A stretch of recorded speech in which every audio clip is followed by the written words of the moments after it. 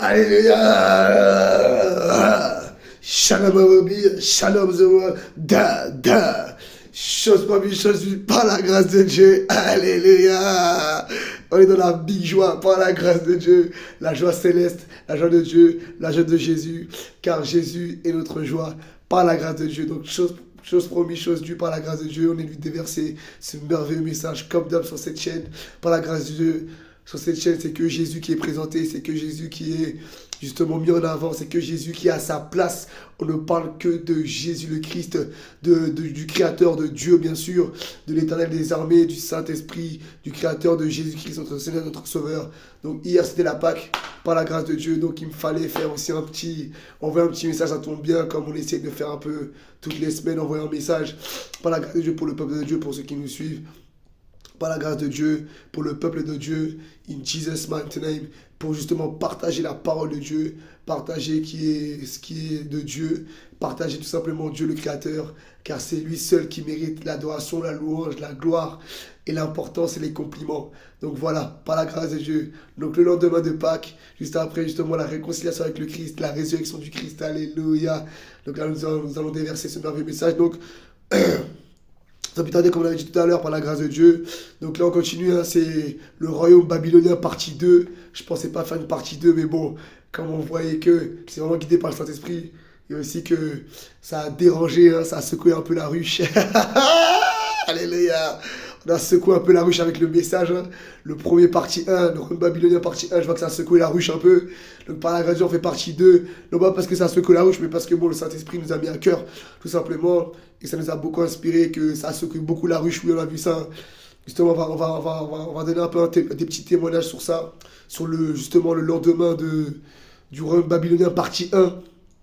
Et là, royaume babylonien partie 2. Par la grâce de Dieu. Donc nous verrons, j'ai cru qu'on allait faire justement... On allait passer justement au deuxième royaume, qui est le royaume grec. Mais bon, on verra ça plus tard par la grâce de Dieu. Donc, tonton Chivreport, il essaie de devancer ça. Donc voilà, bref, par la grâce de Dieu, on va continuer sur justement la partie 2 par la grâce. Donc le petit témoignage, c'est que sur le royaume babylonien partie 1, justement après, juste même pendant la nuit, il y a eu des représailles, hein, tonton. Oui, il y a eu des représailles par rapport dans les rêves, tout ça. Le monde des ténèbres, il est fâché. Le monde des ténèbres est fâché. Mais bon, on est né pour ça, par la grâce de Dieu. Ça prouve que le boulot, il est bien fait, tout simplement. Si, mon ami, tu prêches et si tu fais des choses de Dieu et que rien ne se passe, ça veut dire que pour le monde des ténèbres, là, tu fais pas peur. Alors que nous, Jésus l'a dit, si on vous haït, c'est que moi aussi, sachez qu'on m'a déjà haï avant vous, avant que je vous envoie, moi-même déjà, on m'a déjà haï avant vous. Ça veut dire que Dieu dit, avant qu'on a tout ça, tu vois, on parle des représailles, parce qu'on prêche la parole de Dieu, parce qu'on représente Dieu sur la terre, parce qu'on représente Jésus-Christ sur la terre, parce qu'on prêche la parole de Dieu, parce qu'on partage la parole de Dieu dans ce monde de ténèbres, comme dit la Bible. Ce monde est sous le joug de Satan et tout le monde est possédé, on va dire, voilà, entre parenthèses, tout le monde est possédé par Satan et obéissent le monde des ténèbres. Ils sont corrompus par le monde des ténèbres, ils y croient, peut-être consciemment, inconsciemment pour beaucoup, tu vois, inconsciemment pour beaucoup, mais ils le font quand même. Voilà, ils désobéissent à Dieu, tout simplement. Ça ne veut pas dire qu'on est meilleur, ça c'est pas ça. Bon, on essaie de faire un peu bref, comme on vous a dit, c'est des prêches de 30 minutes, c'est des exhortations, c'est pas des prêches, c'est des exhortations pour édifier un peu le peuple. Voilà, on n'est pas encore là, par la grâce de Dieu. Mais c'est pour faire un peu bref que, voilà, pour dire que si vraiment toi tu prêches et que tu fais pas peur au monde des ténèbres, c'est que faut se poser des questions, parce que même Jésus il a dit, avant moi que je prêche, comme après moi je vous envoie, vous, mes enfants, si on vous haït pas, c'est qu'il y a un problème.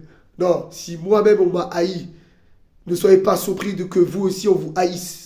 Alléluia. Alors que moi, si je vois ce qui se passe ici, les gars. Tonton Chivreux, tonton Trump, envoyez le jet s'il vous plaît. Ça sent pas bon ici, les gars. Hein, je me sens de moins en moins bien, mais bon, c'est pas que ça fait pas peur, mais hein, on a envie de voir autre chose là. Ça, c'est de plus en plus bizarre. Voilà, par la grâce de Dieu. J'ai envie de rentrer à la maison aux États-Unis, oui, steak de bison, tout. Gang, gang. Avec tonton Benny, tout ça. Oui, là-bas, bref. On va pas trop parler de ça, c'est notre question aussi. Mais tout ça pour dire que Jésus l'a dit. Jésus il a dit que avant lui, avant nous, c'était lui. Et lui, il a été haï. Il y a juste à lire la Bible pour dire que, voilà, il a été haï. Et vous pouvez voir ça dans Jean chapitre 7. Voilà, par la grâce de Dieu. Donc pour faire le petit témoignage par la grâce de Dieu, juste après la prêche de Babylone, le royaume babylonien partie 1, on a eu des représailles par la grâce de Dieu. Bon, on s'en réjouit. Dieu a dit, il faut s'en réjouir. Réjouissez-vous, comme dit dans 1 Pierre, chapitre 4, verset 12. Ne soyez pas surpris comme si vous êtes, comme si vous êtes dans une fournaise. Ne soyez pas surpris de la fournaise qui sévère autour de vous, parce que ce sont justement les signes que vous appartenez à Dieu. Ce sont les signes qu'on appartient à Dieu. S'il y a des représailles, les gens ont la haine contre vous, comme ça, sans raison, ils sont jaloux. Voilà, comme on dit, les races de sionistes, sadomaso, jaloux. Voilà, ça, ce sont les représailles parce qu'on appartient à Dieu. Tout simplement parce qu'on dérange, tout simplement. Voilà. Ils sont jaloux. C'est la jalousie, c'est parce qu'on dérange. Voilà. C'est parce qu'on appartient à Dieu. C'est ça les signes d'appartenance que tu appartiens à Jésus-Christ sur la terre. Alléluia, par la grâce de Dieu. Donc, on a eu des représailles. Et qui puisait, on va pas trop, voilà, moi je suis pas trop comme ça, on va pas trop exposer, mettre les prénoms, tout ça. Ils se reconnaîtront par la grâce de Dieu. Toujours, tu vois, les petits clins d'œil, voilà, on parle un peu en parabole par rapport à ça.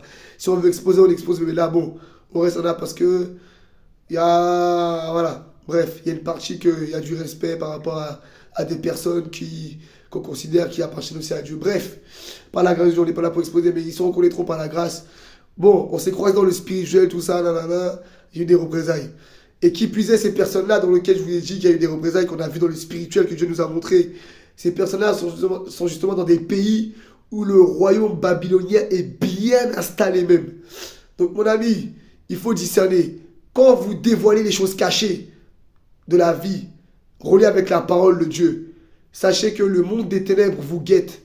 Moi-même, je vous le dis, je vous le dis souvent, je suis classé S. Classé S dans le monde des ténèbres, oui, parce qu'on frappe fort, mon ami. Hein? Ça frappe fort ici, tonton. Oui, ça frappe très fort, tonton. Hein? Ils le savent très bien. Ça frappe giga fort. C'est pour ça qu'il y a tout ça, tonton. On n'est pas surpris, c'est Dieu qui fait. On n'a pas peur parce que j'appartiens au Créateur, mon ami. On n'avait pas peur. Dieu nous a prévenus, Dieu nous a dit. Et s'il nous envoie, s'il nous permet, c'est que c'est voulu, c'est que Dieu nous donne aussi les bagages, les précautions, la protection pour. Ils ne peuvent pas, parce que Dieu est avec nous. Par la grâce de Dieu. Dieu nous livre tout ça entre nos mains. In Jesus' name. Alléluia. Donc, petite parenthèse, oui, on a mis le maillot du Brésil. Santos, à tout Brésil. Irmão, oui. Obrigado, irmão. La famille, voilà. Un petit cadeau pour les enfants au Brésil. Les petits enfants au Brésil, la famille aussi. Il n'y a pas que les enfants aussi, la famille, voilà, bref. Je sais que là-bas, ils aiment beaucoup la parole de Dieu aussi, beaucoup Jésus. Ils aiment beaucoup Jésus au Brésil. Donc voilà, petit cadeau ici, pour la famille. Au tout Brésil. Yeah. Bref, après ça drive, quand on met le maillot vraiment de Santos là, comme on remettait, bon, maintenant on met les maillots comme on veut. Il n'y a plus de. Parce qu'on a changé de club, tout ça, non, c'est fini tout ça. Voilà, par la grâce de Dieu, ils savent très bien pourquoi ce qui se passe, voilà. Bref, on va pas trop exposer ce qui se passe, mais. Parce qu'il y a des choses à ne pas dire aussi. Bon, à ne pas dire, on peut dire, mais bon, je préfère, voilà. Pour pas. Hein, ils vont dire qu'on fait un peu le caca partout dans. C'est des réalités, bref. Par la grâce de Dieu. Donc là, ça veut dire, hein, tout le monde se rappelle, hein, c'est champ libre. Quand on met ce maillot là, ça veut dire que ça dribble en champ libre. Comme Neymar à Santos à son époque, quand il était formé à Santos, il driblait toute l'équipe tout seul. Et il portait l'équipe tout seul. Mais bon, c'est pas genre pour dire on joue perso, mais hein, que les dribbles, c'est dribble, ça dribble et ça bombarde. Alléluia. Donc, bah, par la grâce de Dieu, le royaume Babylone partie 2. Par la grâce de Dieu. Donc voilà, c'est la petite parenthèse pour la partie 1, les représailles qu'on avait eues. C'était, ces personnes-là sont dans un pays où le royaume babylonien est vraiment installé. Quand vous dites, quand par exemple, on va vous dire le pays au moins, c'est l'Angleterre. En Angleterre, le royaume babylonien est vraiment bien installé. À telle enseigne qu'on va dire, vous voyez, on va vous faire un petit topo pour que vous compreniez un peu le délire de ce qui se passe là-bas en Angleterre. Si bon, on ne dit pas que l'Angleterre est un pays de diable, hein, non. La terre appartient à Dieu. Mais bon, c'est le diable qui a mis son joug, ou voilà, et ses lois. Mais bon, moi j'aime beaucoup l'Angleterre, par la grâce de Dieu, j'aime beaucoup les États-Unis, l'Angleterre, tout ce qui est anglophone, en tout cas en général, j'aime beaucoup. Donc voilà, assurez-vous les Anglais, je suis pas là pour vous bombarder, juste exposer, partager la parole de Dieu. Je sais que là-bas sur l'Angleterre, j'aime beaucoup aussi, voilà, les gentlemen anglais, tout ce qui est costume, costard, tout ça là-bas, bref, un petit clin d'œil aux Anglais là-bas, les petits couturiers là-bas de Angleterre, on aime beaucoup, bref, c'est une petite parenthèse. Ça, parce qu'on voyait un peu les Anglais guetter un peu. Non, on n'a rien contre l'Angleterre, on aime beaucoup l'Angleterre. La première ligue aussi, on avait mis la lumière par rapport au logo. On aime beaucoup la première ligue aussi, par la grâce de Dieu. Bref, c'est pour ça qu'on met aussi le maillot de Manchester City. Bref, voilà pour se justifier par la grâce de Dieu, mais ça fait partie de la prêche et ça fait partie de ce qui se passe par rapport au royaume babylonien. Mais bon, je sais que beaucoup sont un peu aveugles, entre parenthèses pour parler bref, et font des choses aussi inconsciemment par influence justement par ces royaumes babyloniens, qui est justement l'emblème du lion, un lion du monde des ténèbres. C'est pas le lion de la tribu de Juda parce que Dieu aussi a ses lions. Il y a des lions aussi qui appartiennent au monde des ténèbres et qui est justement le premier royaume, qui est le royaume babylonien, qui est représenté justement par un lion. Et c'est pas le lion de Dieu, ça c'est le lion du monde des ténèbres, le monde des sorciers. C'est le lion des sorciers, des sorcières, voilà. Bref, et on voit bien que le royaume babylonien en Angleterre est vraiment installé par la grâce de Dieu. C'est vraiment ça en fait, c'est vraiment le joug babylonien en fait qu'il y a là-bas. On voit, tu vois, des statues de lions, tout ça, c'est vraiment représenté là-bas. On voit même, tu vois, la première ligue, le lion, tout ça. Là, là. Mais le lion n'est pas que significatif comme on le met, on l'expose dans cette prêche-là, dans le royaume babylonien qui est significatif de négativité. Non. Le lion aussi a une autre partie, a une significativité, a une signification de royauté. Mais le diable a tourné ça justement en sa faveur. Il a pris la royauté justement qui est le lion, mais le diable aussi a ses rois entre parenthèses on va dire. Donc il a pris la royauté du lion, il l'a mis à l'envers en Angleterre. Donc c'est pour ça que oui, le lion est significatif aussi le symbole de la royauté. C'est-à-dire la royauté, on peut le voir aussi, les lois babyloniennes sont installées en Angleterre par rapport, on peut le voir dans leurs lois de leur société. Parce qu'eux ils n'appellent pas président, ils n'ont pas de président, ils ont des rois aussi, des rois et des reines. Et ça, ce sont les lois du monde des ténèbres du royaume babylonien. Parce qu'on peut le voir, vous voyez, comme on l'avait dit dans le royaume babylonien, partie 1, c'était le roi Nabuchodonosor, le roi Darius, tout ça, là, qu'on va voir aussi maintenant. Voilà, ce sont des rois qui sont établis par le monde des ténèbres. Le monde des ténèbres ont des rois. Voilà. Et ça, on le voit toujours en Angleterre. C'est représenté par le lion du monde des ténèbres. C'est pas le lion de Dieu, non, c'est un lion du monde des ténèbres. C'est une autorité du monde des ténèbres, une autorité satanique démoniaque qui est justement qui fait partie du royaume babylonien, qui avait été installé par le royaume babylonien à l'époque. Donc voilà, c'était pour mettre la parenthèse. Et les représentants qu'on a eu justement, qui venaient des personnes, ils sont installés justement dans ce royaume-là babylonien. Donc ce n'est pas un hasard, c'est que on a tapé dans le mille juste après, hein, mon ami. Les représailles, là, ça n'a pas duré un jour, 2 jours, une semaine, non, un mois, non. Tout de suite après, la prêche le même jour, représailles, c'est qu'on dérange. Et ça me rend fier. On est fiers même, oui. Par la grâce de Dieu, on est fiers. Donc sans plus tarder, nous allons taper dans le mille encore par la grâce de Dieu. Donc voilà, ça veut dire qu'on est efficace et qu'on dérange le monde des ténèbres. Et ce royaume-là, ce royaume babylonien, on le dérange beaucoup. In Jesus' name, par la grâce de Dieu. Donc sans plus tarder, nous allons continuer par la grâce de Dieu. Dans Daniel chapitre 6, vous voyez là, on entend un calme. C'est que là, il y a le monde des ténèbres, là, ils sont en train d'écouter, ils sont en train de... les diables, là, les suppôts, là, les races de Sonis, là, ils sont en train d'écouter. On le sait, Dieu nous le dit. Je sais. Ils peuvent rien faire, t'inquiète pas. Ils peuvent peut-être écouter, mon ami. Ils sont mal intentionnés, ne vous inquiétez pas. Ils vont se faire bien tabasser même. Déjà ici, là, c'est fire, vous inquiétez pas. Oui. Hein? Power! C'est des jaloux. Ils ont pas... Hein? Ils ont rien. La connaissance, c'est nous qui l'avons. Par la grâce de Dieu, on domine. In Jesus' name.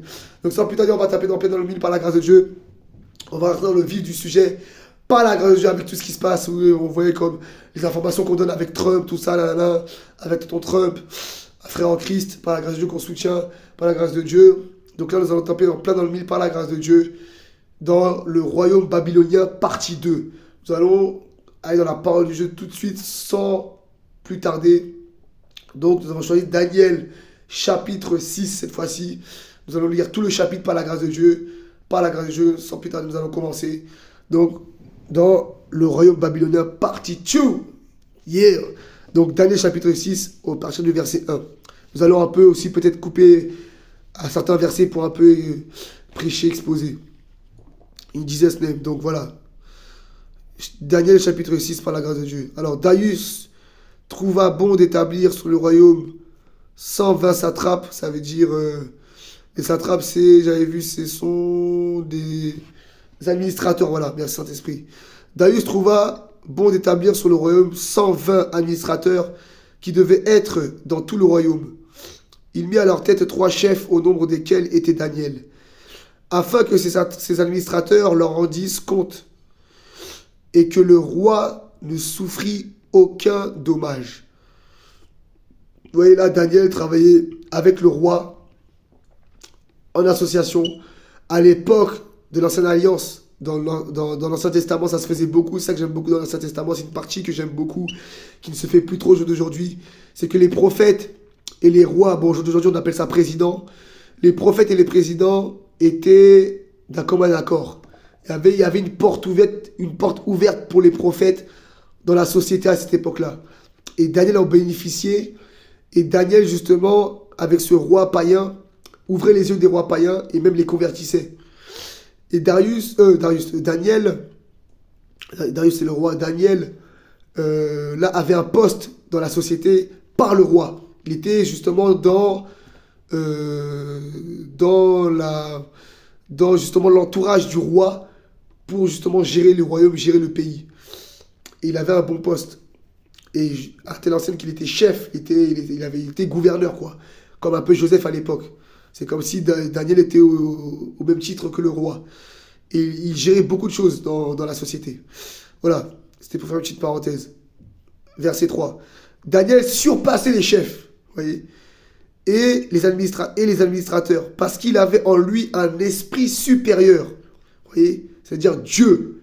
Dieu lui avait donné ces dons-là. L'esprit supérieur, c'est Dieu. Et le roi pensait l'établir sur tout le royaume, vous voyez, comme à l'époque de Joseph. Le roi pensait l'établir sur tout le royaume tellement que Daniel dominait, ça domine. Quand on a Dieu dans nos vies, les amis, Dieu nous ouvre les portes sur beaucoup de choses pour que sa volonté, ses ordres s'établissent, pour que ses projets s'établissent. In Jesus' name.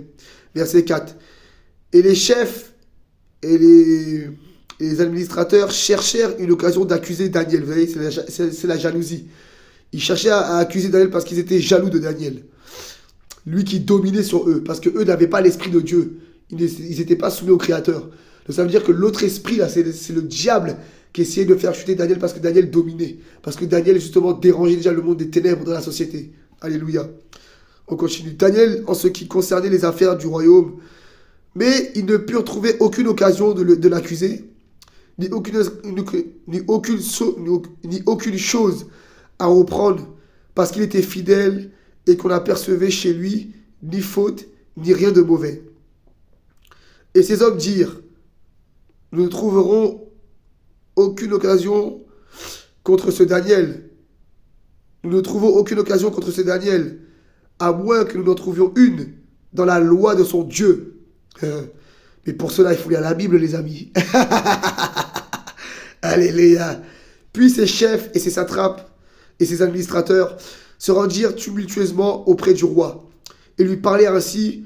Roi Darius, vis éternellement.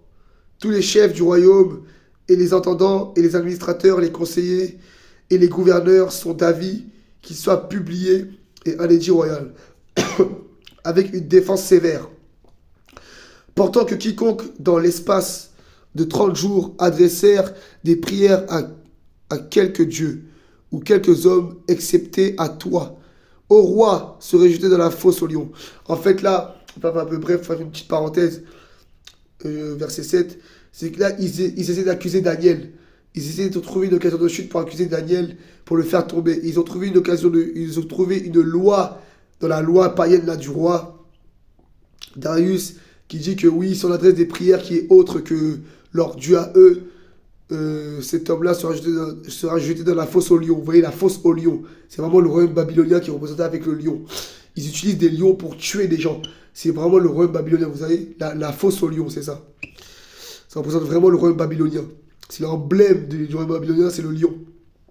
Et là, vous voyez, leur méthode à eux, c'est quoi? Comme par hasard, c'est pas un hasard. Les méthodes du roi et de leur loi qu'ils ont établies dans leur royaume, C'est quand quelqu'un les désobéissait à cette époque-là, il les jetait dans la fosse aux lions et les lions les mangeaient. Mais bon, nous, qu'avons l'Esprit de Dieu, ça ne nous arrivera pas parce que nous, on est le véritable lion, on est le chef des lions. Alléluia. Bref, sans plus tarder, verset 8. Maintenant, au roi, confirme la défense et écrit le décret, afin qu'il soit irrévocable, selon la loi de Médès et des Perses, qui est immuable. Là-dessus, le roi Darius écrivit le décret et la défense. Lorsque Daniel sut que le décret était écrit, il se retira dans sa maison, où les fenêtres et les chambres supérieures étaient ouvertes, et dans la direction de Jérusalem. Et 3 fois le jour, il se mettait à genoux, il priait et il louait son Dieu, comme il le faisait auparavant. Alors ces hommes entrèrent tumultueusement, et ils trouvèrent Daniel qui priait et invoquait son Dieu. Puis ils se présentèrent devant le roi, et lui dirent au sujet de la défense royale, « N'as-tu pas écrit une défense portant que quiconque dans l'espace de 30 jours adressait des prières à quelque dieu ou quelques hommes excepté à toi ?» Voyez, c'est l'idolâtrie. Au roi serait jeté dans la fosse aux lions. Le roi répondit, « La chose est certaine, selon la loi des Médès et des Perses qui est immuable. » Ils prirent de nouveau la parole et dirent au roi Daniel, l'un des captifs de Juda, n'a tenu aucun compte à toi, au roi, ni de la défense que tu as écrite, et il fait ses prières 3 fois le jour. Le roi fut très affligé quand il entendit cela. Il prit à cœur de délivrer Daniel, et jusqu'au coucher du soleil, il s'efforça de le sauver. Vous voyez, le roi, en fait, il aimait bien Daniel. Et ça l'embêtait un peu qu'on vienne l'accuser, et puis en plus qu'il avait raison, parce qu'ils avaient trouvé une occasion de chute dans la loi. Ils avaient trouvé une loi qui pouvait accuser Daniel, disant que comme Daniel priait 3 fois par jour, et dans l'une de leurs lois, il disait que si quelqu'un priait 3 fois par jour pendant 30 jours, un autre dieu que le roi, c'est de l'idolâtrie. Eux, ils priaient le roi, ils priaient les hommes. C'est de l'idolâtrie. Donc ça veut dire que si dans leur loi, eux là, si vous priez pendant 30 jours quelqu'un d'autre que le roi, vous êtes accusé de mort. Vous pouvez accuser cette personne-là de mort et la jeter dans la fosse aux lions. Vous voyez? Est-ce que vous voyez ça? C'est vraiment de la sorcellerie. En fait, ce sont les lois babyloniennes qui étaient justement commanditées par le monde des ténèbres, par le diable et ses supernatures de chair, et par le lion des ténèbres, justement, qui transmettait ces lois dans le monde physique. Vous voyez? Et regardez, c'est pas anodin les méthodes qu'ils avaient. Pour tuer les gens, regardez qu'est-ce qu'ils utilisaient. Ils utilisaient des lions. Ils jetaient les hommes dans la fosse aux lions pour que les lions les mangent. Ce n'est pas anodin. Et qu'est-ce qui est représenté comme par hasard sur l'emblème Qu'est-ce qui représentait l'emblème babylonien? L'empire babylonien, c'est le lion. Donc ce n'est pas anodin. Vous voyez, quand on vous dit que les gens sont inspirés, ce n'est pas une inspiration, ce sont les esprits qui vous dominent, qui vous inspirent. Et là, c'est bien indiqué. Ils utilisaient des lions pour tuer les hommes. Ce n'est pas un hasard. C'est parce que c'est l'esprit du lion des ténèbres qui transmettait ça à ses instruments de chair pour, dans le physique, qu'ils fassent ce que eux ont donné pour établir et assouvir leur joug des ténèbres dans le monde physique. Alléluia.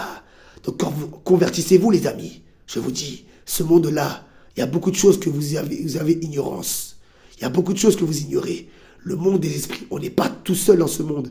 Il y a oui, certes, un monde physique, mais il y a un monde des esprits qui domine et qui commandite le monde physique. Alléluia. Vous n'avez pas le choix de croire au Créateur, d'être avec Jésus-Christ, parce qu'il n'y a que lui qui est le chemin de la vie éternelle et de la vérité et du bien-être de l'humanité. Alléluia. Sans plus tarder. Alors le roi donna l'ordre. Verset 15. Mais ces hommes insistèrent auprès du roi et lui dirent, « Sachez, roi, que les lois des Médès et des Perses exigent toute la défense et les décrets confirment que le roi soit irrévocable. » Alors le roi donna l'ordre qu'on amena Daniel et qu'on le jeta dans la fosse aux lions. Le roi prit la parole et dit à Daniel, « Puisse ton Dieu, que tu sers avec persévérance, te délivre. » On apporta une pierre et on le mit sur l'ouverture de la fosse, et le roi le scella de son anneau et de l'anneau de ses grands afin qu'il ne fût changé à l'égard de Daniel. Le roi se rendit ensuite dans le palais. Il poussa la nuit à jeûne. Il ne fit point venir de concubine auprès de lui, et il ne put se livrer au sommeil. Le roi se leva au point du jour avec l'aurore, et il alla précipitamment à la fosse aux lions. En s'approchant de la fosse, il appela Daniel d'une voix triste. Le roi prit la parole et dit à Daniel, « Daniel, serviteur du Dieu vivant, ton Dieu que tu sers avec persévérance, a-t-il pu te délivrer des lions ?» Et Daniel dit au roi, « Roi, vis éternellement. Mon Dieu a envoyé son ange et a fermé la gueule des lions du monde des ténèbres, qui ne m'ont fait aucun mal, parce que j'ai été trouvé innocent devant lui, et devant toi, non plus au roi, je n'ai rien fait de mauvais. » Alors le roi fut très joyeux, il ordonna qu'on fût sortir Daniel de la fosse. Daniel fut retiré de la fosse, et on ne trouva sur lui aucune blessure, parce qu'il avait eu confiance en son Dieu le Créateur, qui a confirmé ces choses. Alléluia.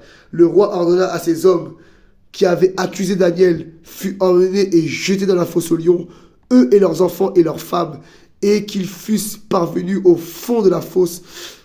Les lions les saisirent et les brisèrent leurs os. Après cela, le roi Darius écrivit à tous les peuples et à toutes les nations, aux hommes de toutes les langues, qu'ils habitèrent sur toute la terre, et que la paix vous soit donnée avec abondance. J'ordonne que toute l'étendue de mon royaume en ait de la crainte et de la frayeur pour le Dieu de Daniel, car il est le Dieu vivant, il subsiste éternellement, son royaume ne sera jamais détruit et sa domination ne durera jusqu'à la fin. C'est lui qui délivre et qui sauve et qui opère des signes et des prodiges dans les cieux, sur la terre. Et c'est lui qui a délivré Daniel de la puissance des lions du monde éternel. Vous voyez, Daniel prospéra sur le règne de Darius et sur le règne de Cyrus le Perse. Est-ce que vous voyez ça? C'est que Dieu a confirmé que son serviteur, le prophète Daniel, était son prophète. Il a ordonné même au lion, qui est la création de Dieu, de ne rien faire à Daniel. Parce que quand Dieu vous justifie, mon ami, personne ne peut vous accuser.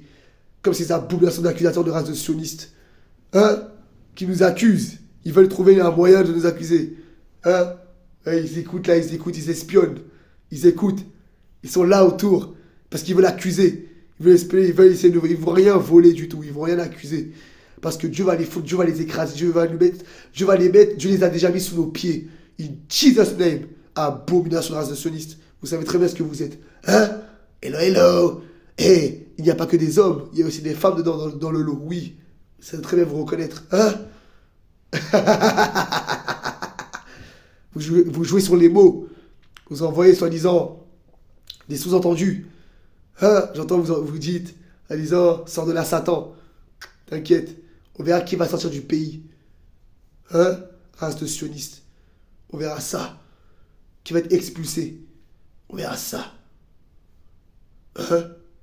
Bref, en parenthèse, tu vas te reconnaître. Hein? Tu vas te reconnaître. Race de sionistes. Tu vas te reconnaître bien même. Et quand par hasard, hein? T'inquiète, il n'y a pas de souci. Bref, par la grâce de Dieu, on n'est pas là pour eux. Hein? Ils se reconnaîtront par la grâce de Dieu. Nous, on mange ça, on est des lions. Oui, le véritable lion de la tribu de Judas, c'est nous. Par la grâce de Dieu. Nous, on est des véritables lions. On n'est pas des lions du monde des ténèbres. On est des lions de la tribu de Judas, le Créateur. Le lion Rapha, je suis son fils. Fils de lion Rapha, in Jesus' name. Donc voilà, c'était le dribble de la semaine par la grâce de Dieu. Sans plus tarder, on a fermé la parenthèse du royaume babylonien. Donc le prochain épisode, c'était le dribble de la semaine. Ça sera le royaume grec. Par la grâce de Dieu, il y aura plein de surprises dans celui-là. Celui-là, je pense qu'il va secouer beaucoup de ruches. Il va faire beaucoup de dégâts aussi par la grâce de Dieu. Hello, hello. Par la grâce de Dieu. Donc voilà, c'était le dribble de la semaine. Sans plus tarder, par la grâce de Dieu. Voilà, on ferme la parenthèse. C'était pour justement la partie 2. C'était inattendu, mais bon. On a partagé quand même, on a obéi au Saint-Esprit. Donc sans plus tarder, voilà, c'était le dribble de la semaine. Power, les gars, now. In Jesus' name. Ciao, ciao. À bientôt. In Jesus' name. Power.